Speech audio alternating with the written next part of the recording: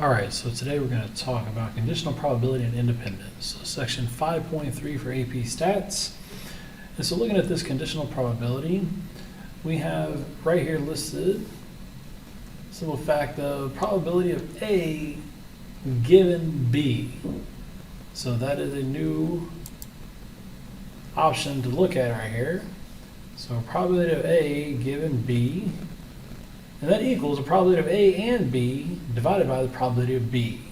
Okay? And we'll work through some examples on that and how that plays out, definitely looking at two-way tables and so forth. Independent. We're looking at independent right here, okay? When knowing an event has or has not occurred does not affect the probability of the second event. So again, does not affect the probability of the second event. That means independent. It's not dependent upon anything else. So if that is the case, then you need to understand the probability of A would equal the probability of A given B would equal the probability of A given the complement of B. That way, in other words, it's saying then A and B are independent. If all of these probabilities are equal to each other, that gives away the fact that they are independent. Okay?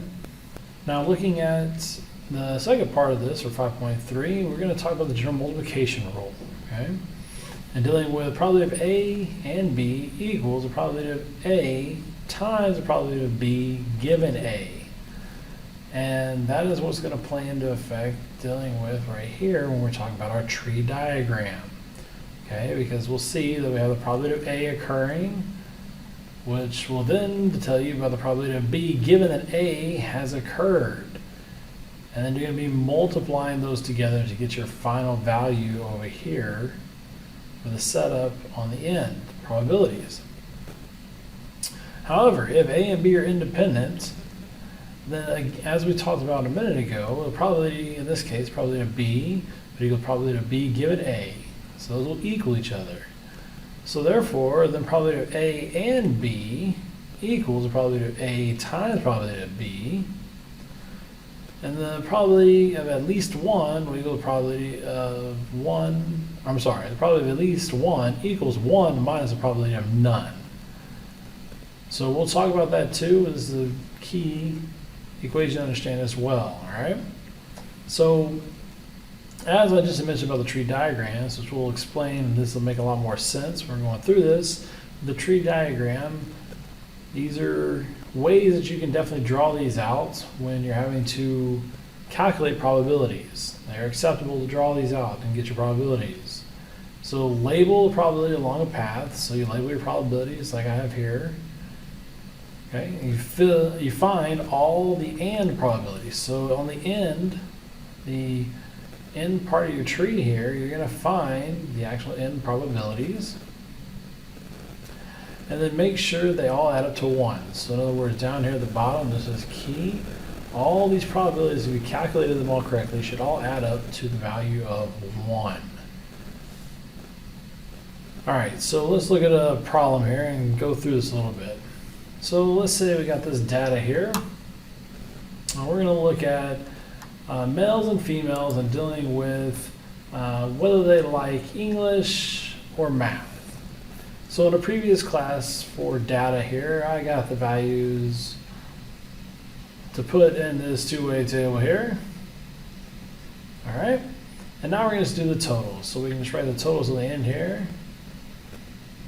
Oh, not 11. I was looking at the wrong number here. That should be an 8. So that would give us 11 here on the end. And then we had 5 and 17. So that should give us all 22 on both sides. All right, so with the two-way table, when you have this up, get your marginal totals here. Those are definitely important to have. And then we can also make a Venn diagram of this data just by looking at this table. With a Venn diagram, we're looking at the middle part right here. For the overlap, we're looking at a female and English. In other words, the total that actually enjoyed female and English. Well, for female and English, the only value we had was 2. Now you're looking at this, talking about dealing with the simple fact of having the amount of females you have left. So if you have 2, your total females, if you look across on this row here, your total females was 11. And you've already got 2 from the overlap between female and English. Then you should only need 9 to fill in the rest of that Venn diagram circle. Same thing for the English. So now we're looking at English here. So in English, we see our total is 5. Well, we had 2 that we had in the middle, and to get that 5 for the total circle of English is 3. All right, so hopefully that makes a little bit more sense there. So when you look at this value for the females, the overall total for the females should add up to 11. And the overall total just for English should add up to 5. Now, when we're looking at the outside of the Venn diagram, you can't leave it out. That's got to be labeled there as well as part of the Venn diagram. So we're looking at something that is not in either of these circles. So it's not female, it's not related to English. So in that case, we'd be talking about males, we're talking about females, and we're not talking about English, we're talking about math. So we're looking at finding what is male in math. So for male in math, we're going to look right here at the number 8. Okay, so hopefully that makes a little bit more sense, or at least gives a little bit better explanation on how that works out for the Venn diagram. So now we're going to look at what we're talking about dealing with probability of A given the probability of B. So when we look at that, probability of A given the probability of B. So let's do that off of this data right here we have in our two-way table. Well, if we've got, let's say we want to look for the probability of that a student prefers English given that they are a female. So in other words, probability that they prefer English given that they are a female. So probability of English given they are female. Well, to do that, again, we're looking at this table here. And if we're going to see that we have probability of English given they are a female. Well, so we're looking at the probability of English and female all over the probability of being female. To get that, the probability of being English and female, which we talked about being right here, because female and English would be 2, as well as we saw in our Venn diagram. We can do this by looking at our Venn diagram as well. We saw that for the overlapping circles in our Venn diagram, the value was 2. So we can simply say we have 2 over 22, probability of being English and female, divided by the probability of being female. So the probability of just being female overall, we look at that, just to go across the row for our females, and we see that that was again 11, right? So 11 over 22 is for our females. Now, with doing this, you should be able to just do the simple math here and understand that it's like saying 2 over 22 is times 22 over 11, because you multiply by the reciprocal, since you're dividing a fraction by a fraction, and those 22's go away, and you're left with simply 2 over 11. And if you understand that from the get-go, and that those total values in this case are going to go away, you could have simply said that, well, for the probability of being English and female, you simply look at that, saying that we had that was 2. And then the overall value of just being female was 11. So we just looked over there at 11 for that. So either way that makes sense to you, to where you looking at the table and understand it, or writing out will work. So let's do just one more with that. Let's say you want to see what probability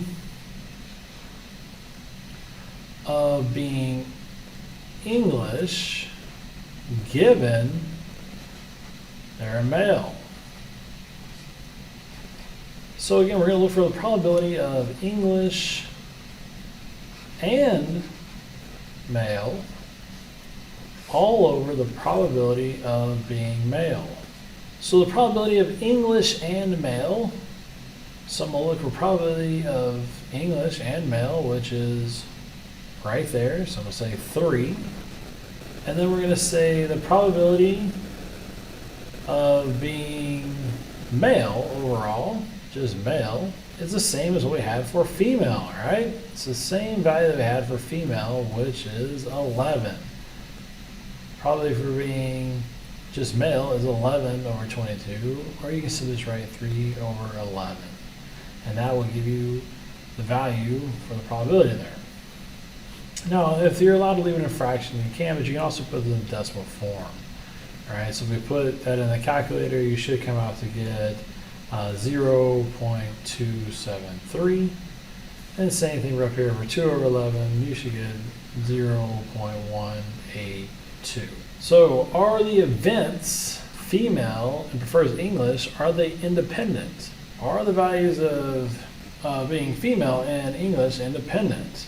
Well, while looking at them, you hopefully see that they are not independent, because if you were wanting to be female, to get the total value that we've worked on previously, again, we had to add up those two values, right, to get a total value for probability of being a female.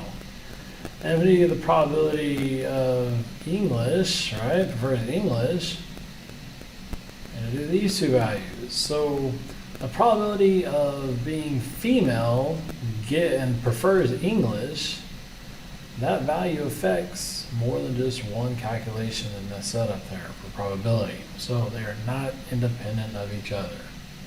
Because if we know the person is female, the probability they choose English is lower than if we know they are male. They're not independent of each other.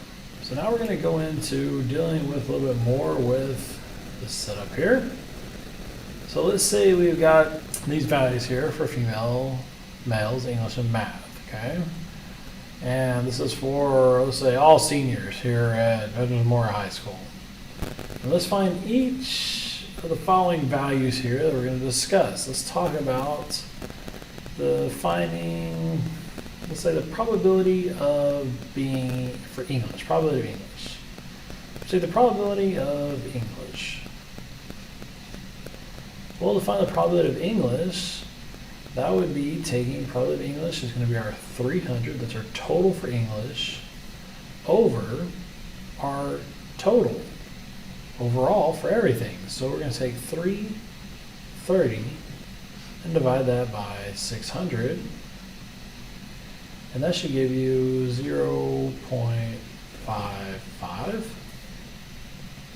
Okay, so then let's look at finding the probability of being English, probably preferring English given that they are female.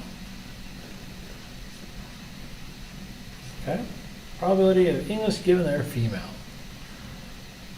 So probability of English and female, so English and female for our top one, right? Because the probability of being English and female divided by just the probability of being female. So we know that we have English and female is 180, and the probability for just being female overall, so we get the total, marginal total over here for just females, is 320. So we have 180 over 320, which should give you 0.5625. Let's do one more for this probability, see how this plays out. So probability, let's say, of English given that the complement are not female. Okay, so again, we're going to say probability of English and the complement of female all over the probability of complement of female, which hopefully you caught on with that and understand we're just talking about the male there then, correct? So we're looking at talking about that. So probability of English and not a female, so English and not a female, so we should get 150. So the complement of being a female, so that's 150.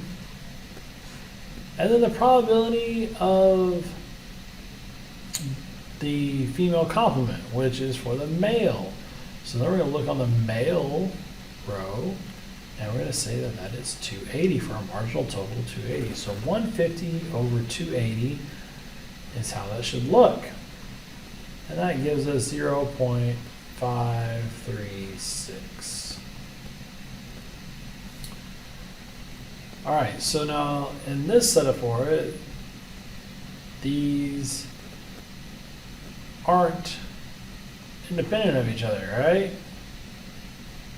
They are dependent upon one another, these calculations. So let's take this a step further then and look at some things.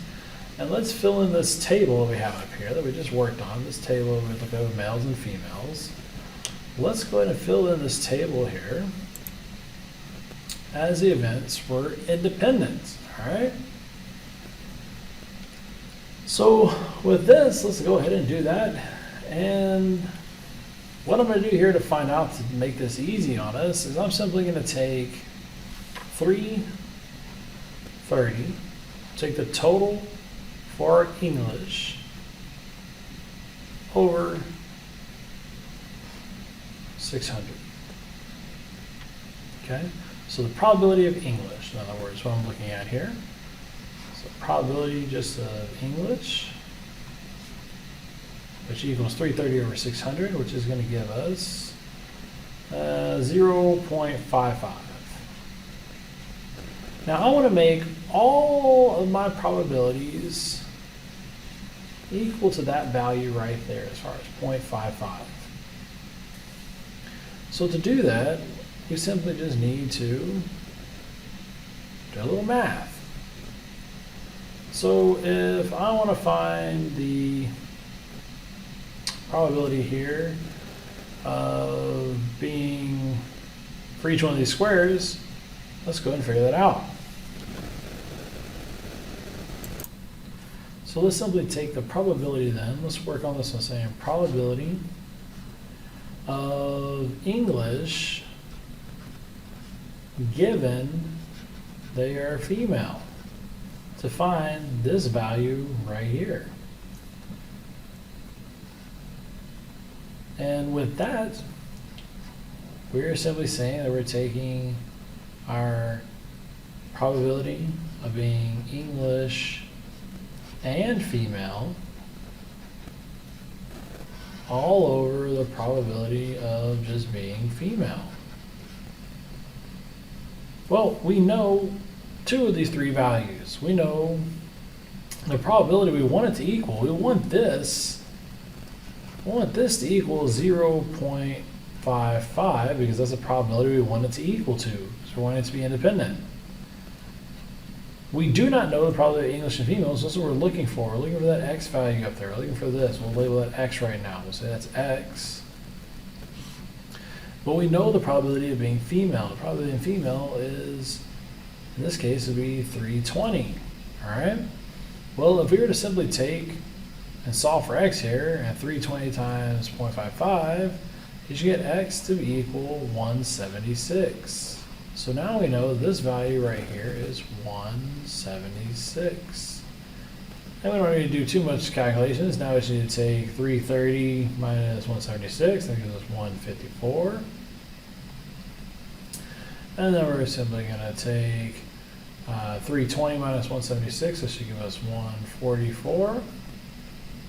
And then 270 minus 144 should give us 126.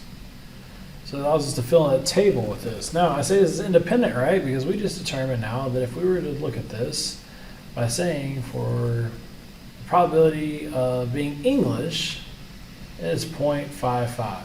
So probability of English, since we calculated initially, is 0.55.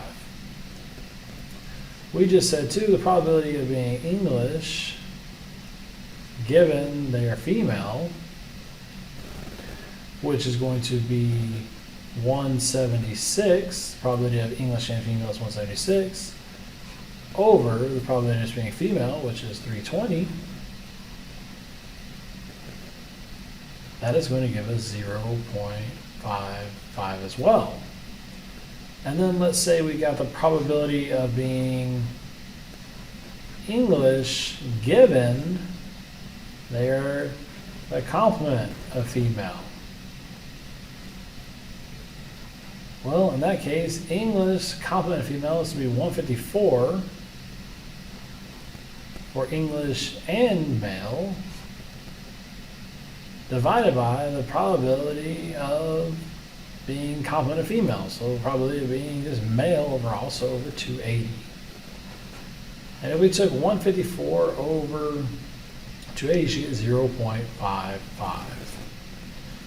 So all those values are the same there, right?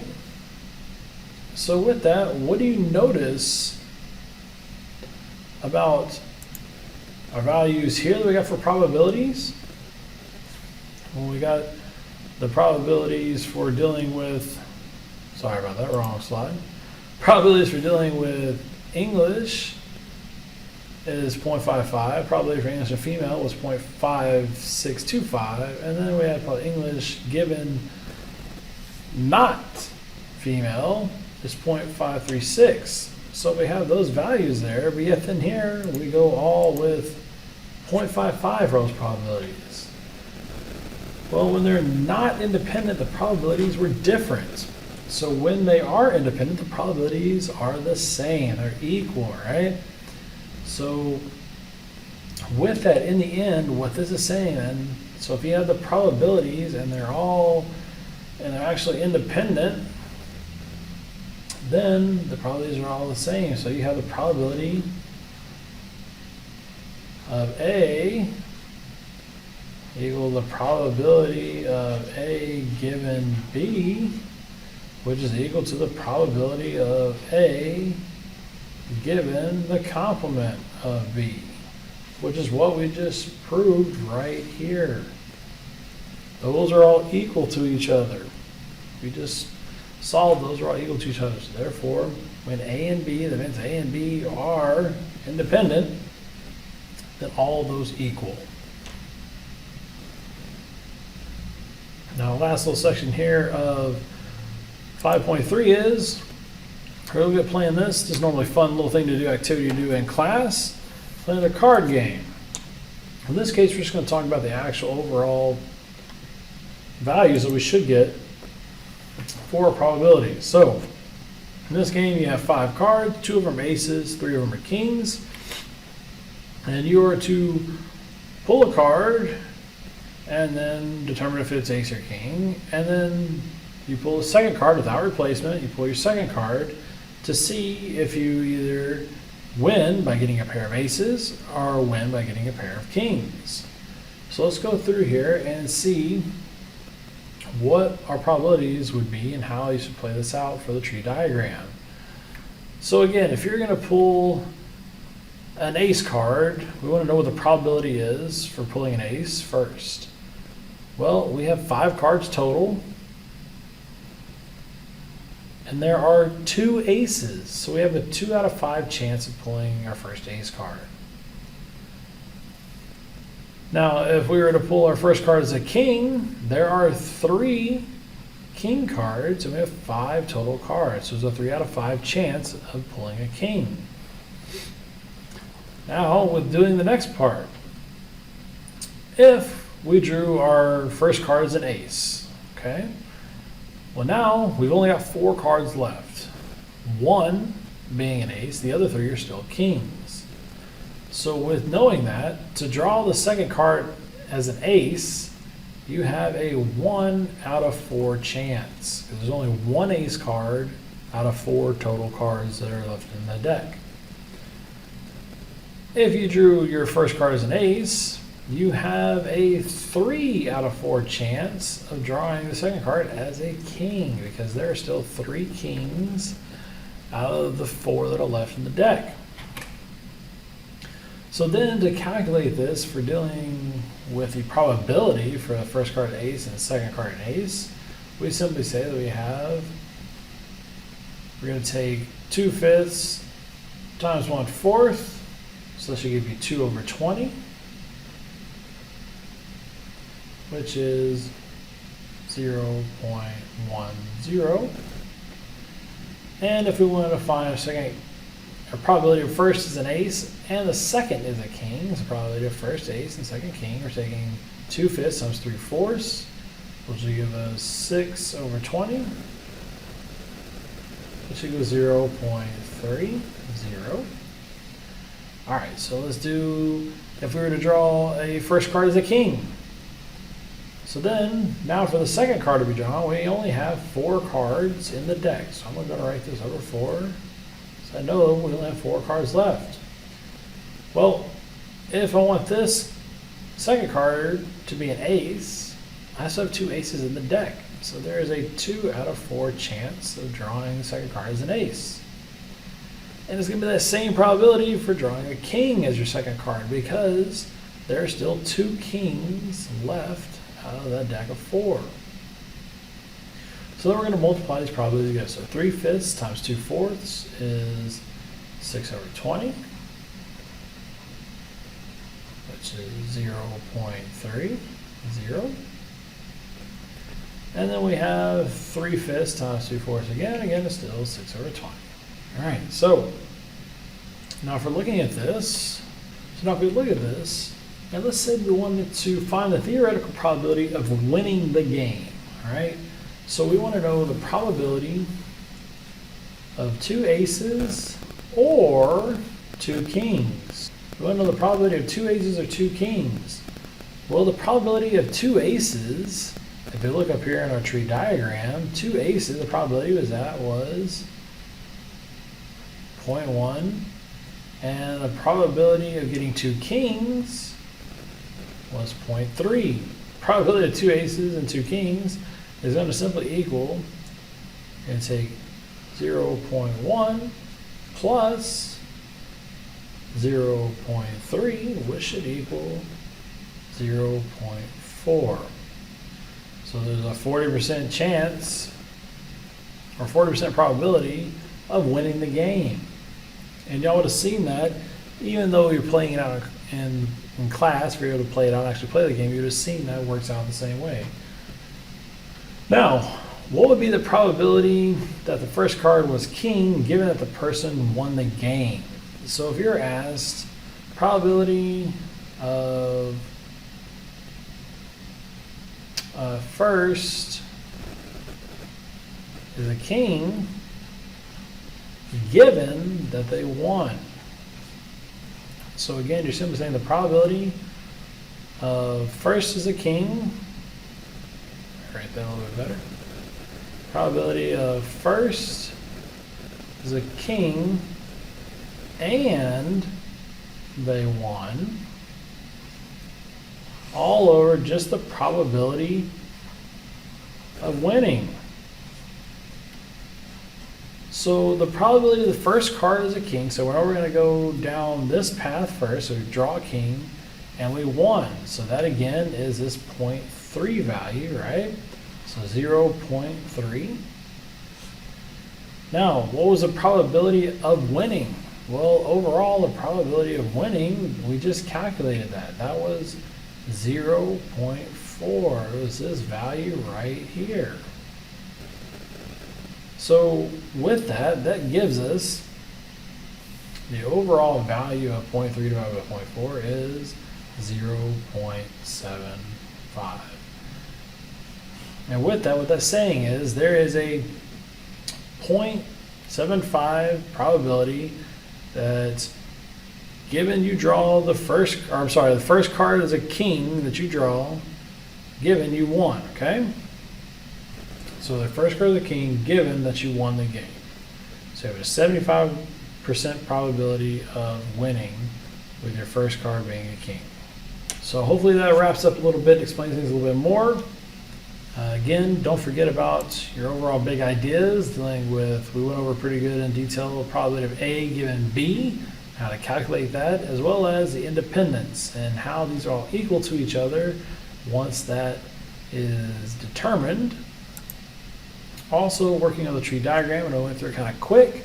Definitely understand that you're being able to multiply those probabilities along the tree to calculate the overall end parts, as well as you make sure that all those trees on the other probabilities at the end of the tree diagram would add up to 1. And you can do that very simply by looking at it. If we're to look at this again, did they all add up to 1? We had 0.1 plus 0.3 plus 0.3 plus 0.3. Well, hopefully y'all saw that was all 0.1 plus 0.9, so that should equal 1. So we were good on the value of that checking out as well. And we didn't touch on too much of the probability of at least 1 in this lesson, but we've touched on it already, and we'll definitely look at it some more moving forward. All right, guys, so if you learned a little bit of something, I'll see you next time.